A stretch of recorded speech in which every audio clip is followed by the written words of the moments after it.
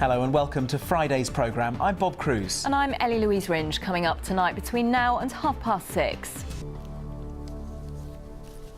Good evening. The Royal Cornwall Hospital in Truro has today accepted the findings of an independent report into the death of a 6-year-old girl from St Ives and apologised for the failures in her care.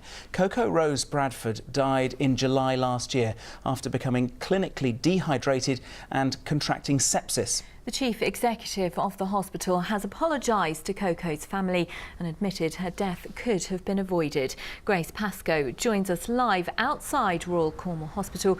Grace, this must have been a tough day for Coco's family. Next tonight, work to reclad Plymouth's Mount Wise Towers will begin as early as next month after the government confirmed it will cover the full costs of the work. Volunteers at a homelessness charity in Torquay say they're on the brink of becoming homeless themselves. Next tonight, the NHS Trust in charge of Derriford Hospital has defended its decision to privatise a key part of its core services after criticism from one of Plymouth's MPs. University Hospitals Plymouth is moving planned orthopaedic surgeries to a centre which is run by a private contractor. Leaders at the Trust say the move will help reduce waiting times and free up beds in the hospital. Well, Nick Smith is outside Derriford for us this evening. Nick, how controversial is this move? Now, for 7 months, a group of villages in South Devon have felt cut off after the collapse of a main road during Storm Emma earlier this year. Today, the so-called Slapton line was officially reopened after part of it had to be rerouted inland. But questions still remain as to how long the stretch will survive. Well, Richard Lawrence is live in Slapton for us this evening. Richard, this is an important link road reopened.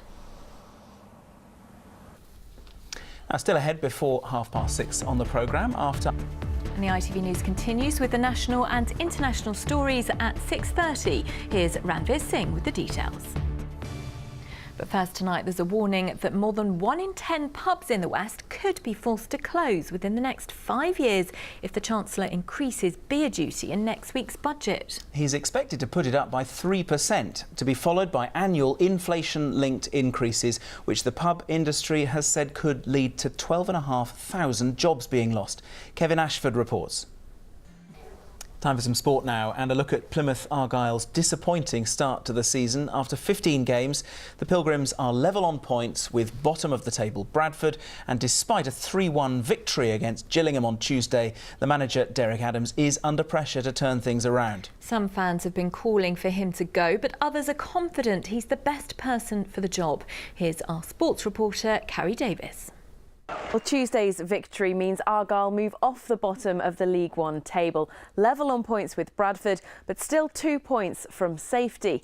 Let's look back, though, to this time last year.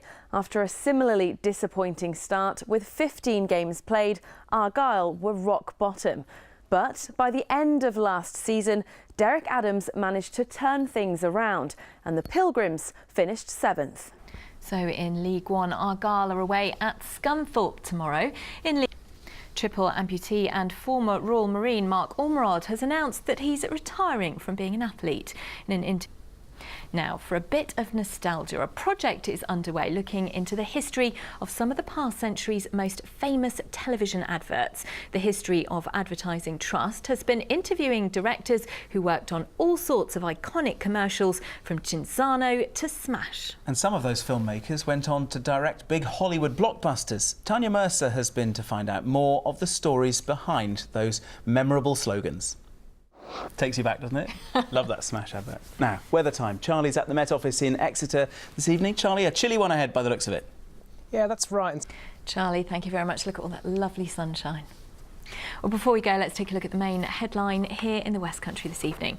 Well, it's goodbye from the two of us. I'll be back with the late news for you at 10:30. Now, though, we'll hand you to Ranveer Singh as the ITV News continues. From all of us here, have a lovely weekend. Bye-bye. Bye-bye.